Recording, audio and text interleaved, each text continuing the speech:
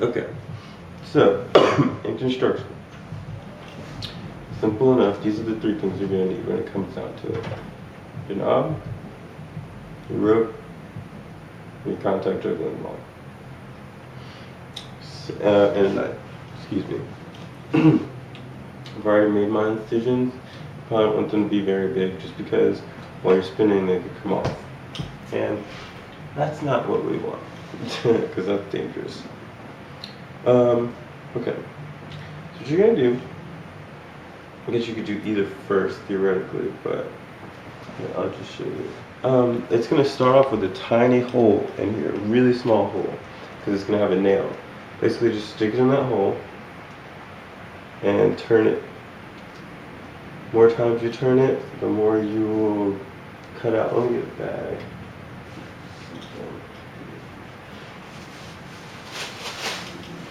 The more times you turn it, you have something like a trash receptacle. You don't, I guess, have to, but it's probably handy.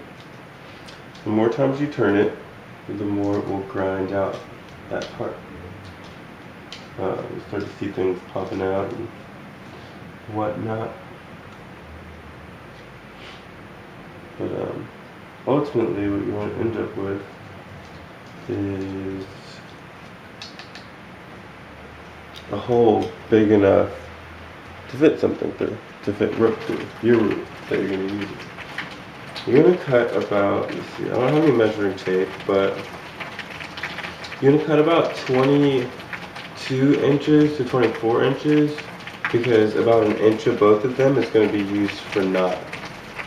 Maybe even 2 inches for both of them, for both ends. It's going to be used for knot. But more like an inch and a half. I'm not going to say full 2 inches. And you can make it take up to 1 inch if you pull it out, but that's a little knotting technique. Basically, you want to, another small point, but kind of very important. Whenever you cut your rope, you want to melt it on both ends. Because at this phrase, you lost your rope and your money. Don't do that.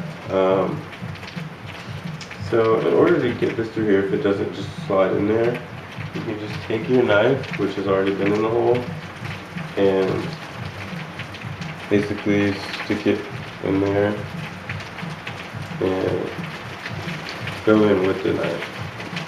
Pop it in there. Alright, I'm just doing this half first. You do either half first. You're gonna make your knot. Pull it as far up to the top as you can, because you want to know that when you're spinning, it's not gonna pop out. And then you can take your knife to do this also. Actually, you know what? There's multiple ways I guess you can do this, but the way I was about to do it is harder. I say don't put this on first. Actually, don't put that on first, because it would just be stressful. But do have the knot up there. Do have the knot up here.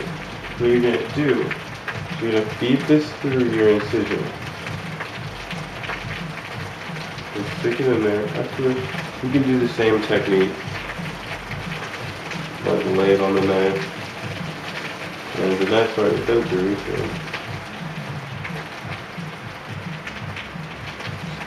be very careful. Don't actually do it like this. Do it on a table, because doing it like this is dangerous. I'm just doing it like this because I've done it before.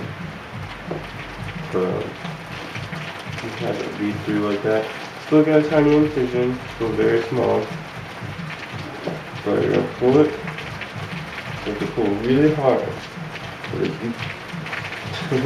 you pull hard enough, you might have to open this incision a little bit.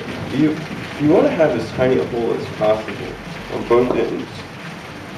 This means the less likelihood of it escaping. You want the knot to always be bigger than the hole, so much so that you can pull it like that and it won't come out. And then I'm going to feed my knot through my hole. Like so.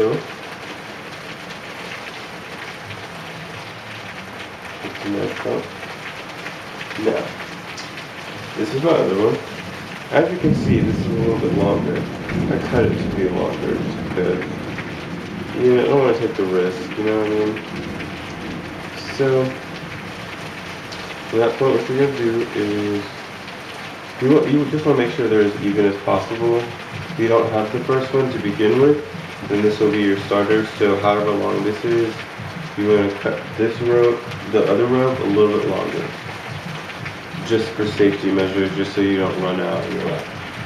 And in the case that you do, you can always slide this down a little bit, decrease the size of your pole. You don't want them to be that small though, so take that into consideration. But I use that as my measure.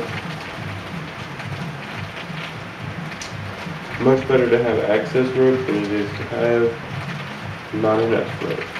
So I think that access rope. Yeah. So lopsided. I'm gonna straighten that up a little bit, but you get the point for the most part. Basically,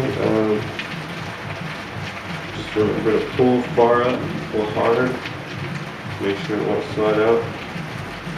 Jeez, it can be tedious, but once you get them at about the same length, then they're ready to spin.